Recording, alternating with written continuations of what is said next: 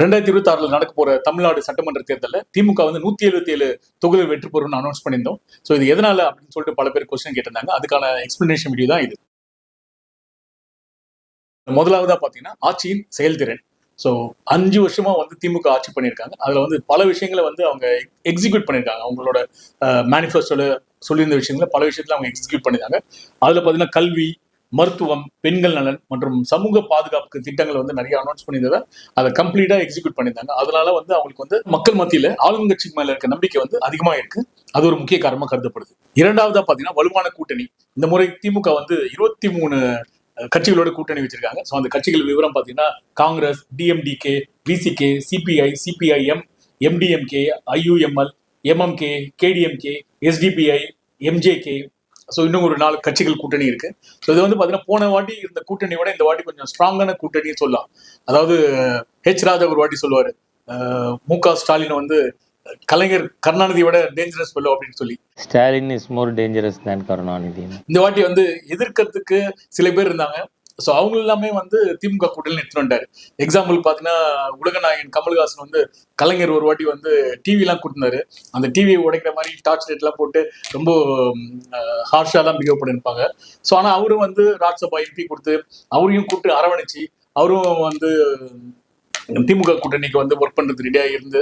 So அந்த மாதிரி அவரு ஒரு இதுல என்ன அப்படின்னா, இப்போ உலகநாயகன் கமல்ஹாசனுக்குன்னு ஒரு ஓட் பேங்க் இருக்கு. அவர் வந்து கேம்பெயின் போகும்போது எப்படி வந்து எதிர்கட்சிகளை வந்து ஜெனரலா திட்டுவாங்க.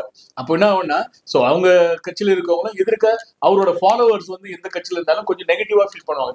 ஸோ அதை முறியடிச்சு உலகநாயகன் கமல்ஹாசன் வந்து திமுக கூட்டணியில எடுத்து வந்தது ஒரு பெரிய விஷயம் தான். ரீசன் ஏன்னா இவர் வந்து இப்போ அலையன்ஸ்க்கு சப்போர்ட் பண்ணி பேசுவாங்க. அதே மாதிரி பாத்தீங்கன்னா டிஎம்டிகே கேப்டன் விஜயகாந்த் அவர்களோட மனைவி பிரேமலதா அவர்கள் அவங்களும் அப்படிதான். போன வாட்டி நாடாளுமன்ற தேர்தலாம் பாத்தீங்கன்னா திமுக வந்து அப்படி வந்து குறை சொல்லி பேசுவாங்க. ஸோ இந்த மாதிரி கேம்பெயின் வந்து ஆப்போசிஷன்ல இருக்கும்போது அவங்க கண்டிப்பா ஓட் பேங்குக்காக ஆளுங்கட்சியை திட்டி தான் வந்து கேம்பெயின் பண்ணுவாங்க. ஆனா இந்த வாட்டி வந்து அவங்களுக்கு 10 சீட்டு கொடுத்து அதுவும் இல்லாம அவங்க கூட வந்து சில விஷயங்கள்லாம் ஒத்து போக அவங்களும் திமுகவுக்கு கூட்டணி 26லயே ட்ரை பண்ணாங்க. ஆனா அது 2026ல வந்து டிஎம்டிக்கு வந்து இப்போ திமுகவோட கூட்டணியில் இருக்காங்க. ஸோ இதனால என்ன அட்வான்டேஜ் பார்த்தீங்கன்னா அவங்களோட தொண்டர்களும் திமுக வேலை செய்வாங்க. ஸோ இந்த அலையன்ஸ் வந்து ஒரு பிளஸ் பாயிண்ட் இருக்கு அப்படின்னாக்கா அது டபுள் பிளஸ் ஆகும். ரீசன் வந்து அவங்க கூட்டணியில ஒர்க் பண்றாங்க, அவங்க திமுகவை திட்டாம இருப்பாங்க. ஸோ இந்த ரெண்டுத்தாலையும் பார்த்தீங்கன்னா 1+1 ஆயிடுது. ஒன்னு திட்ட மாட்டாங்க, அப்புறம் அவங்க நமக்காக வேலை செய்யறாங்க. அது மாதிரி பாத்தீங்கன்னா இப்போ ஓபிஎஸ் 3 முறை சிஎம் இருந்தாரு.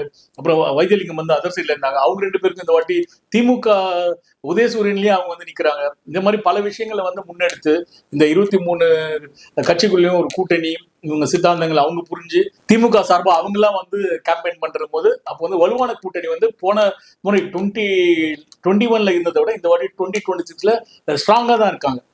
ஏற்கனவே நான் சொன்ன மாதிரிதான் அவங்க எல்லாம் வந்து வெளியே இருந்தாங்கன்னா ஓட் பேங்க் வந்து கம்மியாகுமா இல்லைன்னா ஜாஸ்தி ஆகுமான்றதுலாம் செகண்டரி. ஸோ கூட இருக்கும்போது பாத்தீங்கன்னா அந்த கூட்டணி வந்து இன்னும் கொஞ்சம் பாசிட்டிவான வைப்ல இன்னும் கொஞ்சம் ஸ்ட்ராங்கா தான் வளர்ந்துருக்கு 2026ல என்னோட கருத்துல கணிக்கப்பட்டிருக்கு. மூன்றாவதா பாத்தீங்கன்னா எதிர்கட்சியோட பலவீனம்னு சொல்லலாம். 2024 நடந்த நாடாளுமன்ற தேர்தல் அப்போ அதிமுக வந்து தேசிய கட்சியோட கூட்டணியோட இருந்திருக்கணும். அப்போ வந்து கொஞ்சம் எஃபெக்டிவா இருந்திருக்கும். அந்த டைம்ல அந்த கூட்டணியை தவிர்த்துட்டாங்க. 2026ல அதிமுக வந்து மாநில கட்சியோட கூட்டணிகள் வந்து ரொம்ப ஸ்ட்ராங்கா இருந்திருந்தா டெஃபினட்டா அவருக்கு வந்து கொஞ்சம் வாய்ப்புகள் இருந்திருக்கும். ஆனா இந்த வாட்டி வந்து தேசிய கட்சியான பிஜேபியை வந்து அலையன்ஸ்ல பிக்ஸ் பண்ணிருக்காரு.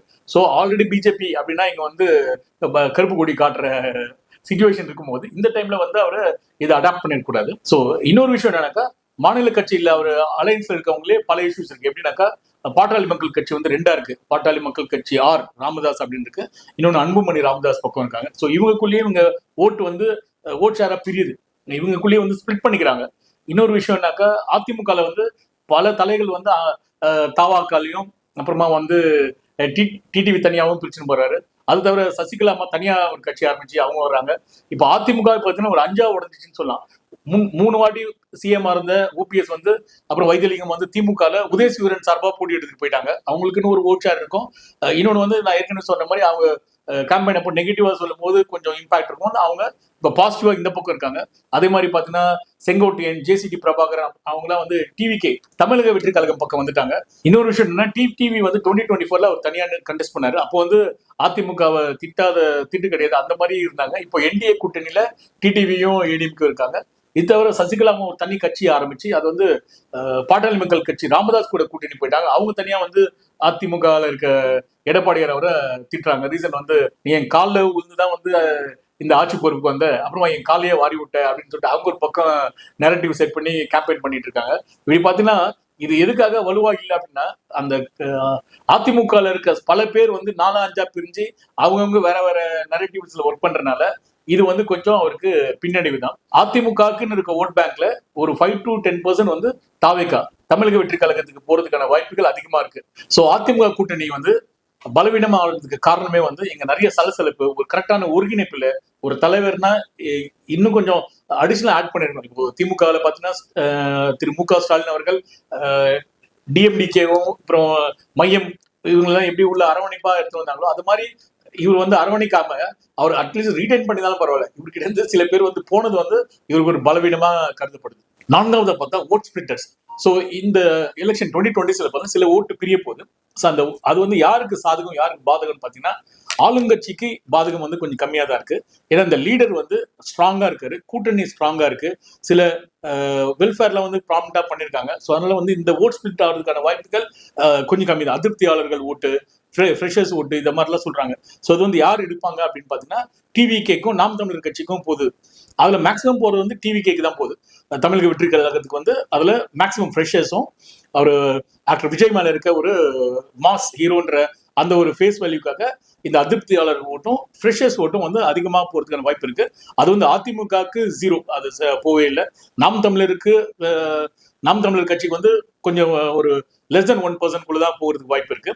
அதுல வந்து நிறைய போறது வந்து யாரோட ஓட்டு போகுது அப்படின்னா அதிமுக. அதாவது ஒரு தொகுதியிலையும் பாத்தீங்கன்னா 38% வந்து அதிமுக வச்சிருந்தாங்க, ஒரு 41% திமுக வச்சிருந்தாங்கன்னா இந்த 38% அதிமுக வந்து இந்த வாட்டி ரீடைன் பண்ண முடியல.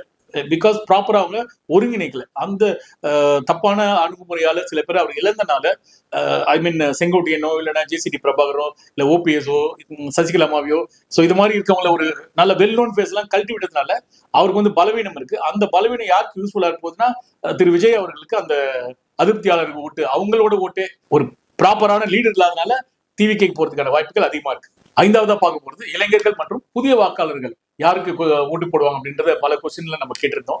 ஸோ இந்த முறை வந்து எங்களுக்கு கிடைச்ச தகவல் படி பார்த்தீங்கன்னா உண்மையாவே வந்து அது ஒரு ஆச்சரியமான விஷயமும் கரண்ட் கவர்மெண்ட் ரொம்ப பாசிட்டிவாகவும் இருக்கு. ரீசன் வந்து இன்னைக்கு 18 வயசு ஓட்டு போடலாம் அப்படின்னா ஒரு 5 வருஷத்துக்கு முன்னாடி பார்த்தீங்கன்னா 13 வயசு இருக்கும். ஸோ 13 வயசுல அவங்க வந்து ஒரு என்ன சொல்றது ஒரு 8th 9th அது மாதிரி படிச்சிருப்பாங்க. ஸோ அப்பத்துலேருந்தே வந்து திமுகவோட வெல்ஃபேர் ஸ்கீம்ஸ் பார்த்தீங்களா, ஸ்போர்ட்ஸ்க்கும் கல்விக்கும் கல்வித்துறை அமைச்சர் திரு அன்பில் மகேஷ் பொய்யாமொழி அவர்கள் வந்து பல ஸ்கீமை வந்து எக்ஸிக்யூட் பண்ணுறாங்க. ஸ்கூல் லெவல், அதுவும் கவர்மெண்ட் ஸ்கூல் லெவலில் பார்த்தீங்கன்னா பல விஷயங்கள் வந்து ப்ராப்பராக எக்ஸிக்யூட் பண்ணியிருக்காங்க. ஒரு கிராஸ் ரூட்லேருந்து ஒர்க் பண்ணியிருக்காங்கன்னு தான் சொல்லலாம். ஸோ கிடைச்ச ஆப்பர்ச்சுனிட்டியை வந்து ஸ்கூல் போட்டு உட்காந்து அங்கே வந்து ஒர்க் பண்ணியிருக்காங்க. அது மாதிரி தான் வந்து கல்வித்துறையிலையும் நல்லா பர்ஃபார்ம் பண்ணியிருக்காங்க. விளையாட்டுத்துறையில் டெப்டி சீஃப் மினிஸ்டர் அவர்கள் உதயநிதி ஸ்டாலின் அவர்கள் வந்து ரொம்ப அருமையாக பல உதவிகள் செய்திருக்காங்க. ஒரு சின்ன பேட் பால் அது மாதிரி ஸ்டேடியம்ல ஃபாரின்ல ஒரு ஸ்போர்ட்ஸ் நடக்குதுன்னா அதுக்கான ஸ்பான்சர், அவங்கள போய் பார்க்கறது, அவங்க கூட பழகிறது, அவங்க கூட கிரிக்கெட் விளையாடுறதுன்னு சொல்லிட்டு இந்த மாதிரி நிறைய விஷயங்கள் கூட அவங்க கூட கலந்து அவங்களோட கோஆர்டினேட் பண்ணதுனால இந்த ஃப்ரெஷ் ஓட்டர்ஸ் இது வந்து பாத்தீங்கன்னா நிறைய பேர் நினைக்கிறாங்க அது வந்து டிவி கேக்கு வரும் ஒரு மாஸ் ஹீரோக்கு அப்படின்னு. மாஸ் ஹீரோ வந்த அப்புறமா தான் அது வந்து அவரை எக்ஸிக்யூட் பண்ண போறாரு. இவங்க இந்த 5 வருஷமாவே வந்து பல விஷயங்கள் பண்ணியிருக்காங்க. அதுக்கான ஒரு துறை வந்து அவ்வளவு ஆக்டிவா ஒர்க் பண்ணியிருக்காங்க. அதுல இருந்த கவர்மெண்ட் அதிகாரிகள் அவங்களும் பாத்தீங்கன்னா ரொம்ப ஆக்டிவா அவங்களுக்குலாம் ஒர்க் பண்ணியிருக்காங்க. அவங்களுக்கு தேவையான ஸ்கீம்ஸோ அவங்களுக்கு கொடுக்க வேண்டிய விஷயங்களை உடனுக்குடனே கொடுக்கறதா இருக்கட்டும். இது மாதிரி நம்ம டேட்டால பாத்தீங்கன்னா நிறைய பேர் வந்து ஹாப்பி ஃபேஸ் தான் இருக்காங்க. ரீசன் வந்து இவங்க கிராஸ் ரூட்ல இருந்து ஒர்க் பண்ண ஆரம்பிச்சாங்க. ஏன்னா ஒரு 8th ஸ்டாண்டர்ட் 9th ஸ்டாண்டர்ட்ல படிக்கிறவங்களுக்கே வந்து சில விஷயங்கள் செய்யும்போது அவங்க வளர்ந்து +2 முடிக்கும் போது அவங்க வந்து ஓட்டு போடணும் அப்படின்னும் போது இந்த 5 வருஷமா அவங்க வந்து திமுகவோட ஃபேஸ் வேல்யூ வந்து ரெக்கக்னைஸ் பண்றாங்க. ஸோ இப்போ ஒரு ஓட்டு போடணும் அப்படின்னா பாத்தீங்கன்னா அந்த ரெக்கக்னேஷன் தான் தேவை. ஸோ அந்த ரெக்கக்னேஷன்ல பாத்தீங்கன்னா புதிய வாக்காளர்கள் வந்து திமுகவுக்கு ஓட்டு போறதுக்கான வாய்ப்புகள் அதிகமா இருக்கு. ஸோ 6வதா பாத்தீங்கன்னா ஒரு தலைவர் மேல இருக்க நம்பிக்கை அதுவே வந்து ஒரு ஓட் பேங்க் இன்க்ரீஸ் தான் பண்ணும். 2021 திமுக ஹோஸ்ட் பண்ணப்போ இருந்த லீடர் எப்படி இது வரைக்கும் எக்ஸிக்யூட் பண்ணியிருக்காரு. அங்க ஒரு பெரிய சலசலப்பு இல்லை, அங்க வந்து ஒரு பெரிய பிரிவு இல்லை, இந்த கட்சிக்காரங்க அந்த கட்சிக்காரங்க பிரிஞ்சு போல, இந்த மாதிரி அவர் வந்து ஓட்டை ரீடைன் பண்ணியிருக்காரு. ஸோ அதனால பாத்தீங்கன்னா இந்த வாட்டி லீடர் மேல இருக்க நம்பிக்கைக்கும் பாத்தீங்கன்னா ஒரு 1-2% வந்து அதிகமா இருக்கு. நிறைய பேருக்கு வந்து திரு மு.க. ஸ்டாலின் அவர்கள் வந்து நல்லா ரெக்கக்னைஸ் பண்றாங்க. அது எந்த ஏஜ் குரூப்பா இருந்தாலும் அவரு தான் ஓட்டு போட போறோம் அப்படின்னு சொல்லி அவர் பேரு சொல்லி சொல்றாங்க. ஸோ இதனால என்ன அட்வான்டேஜ் பாத்தீங்கன்னா திமுகவுக்கு வந்து போன வாட்டியோட இந்த வாட்டி ஒரு 2% வந்து வாக்குகள் அதிகரிச்சிருக்கு. இவங்களுக்கு நமக்கு நிறைய காரணங்கள் சொல்லிட்டே போலாம். ஸோ அதனால கொஞ்சம் ஷார்ட்டா இருக்கிறதுக்காக இந்த 6 காரணத்தோடய முடிச்சுக்கிறோம். இந்த 6 காரணத்தாலதான் திமுகவா அதிமுகவா, திமுக கூட்டணியா அதிமுக கூட்டணியா பாத்தீங்கன்னா திமுக கூட்டணி வந்து 177 தொகுதியில வெற்றி பெறதுக்கான வாய்ப்புகள் அதிகமாக இருக்கு. ஸோ இந்த தகவல் உங்களுக்கு பிடிச்சிருந்தா மை பொலிட்டிக்கல் டாக் தமிழ் சார்பான சேனலை வந்து சப்ஸ்கிரைப் பண்ணுங்க, எங்களை ஃபாலோ பண்ணுங்க. மேலும் இன்ட்ரெஸ்டிங்கான பல தகவலும் உங்களுக்கு ஷேர் பண்றோம்.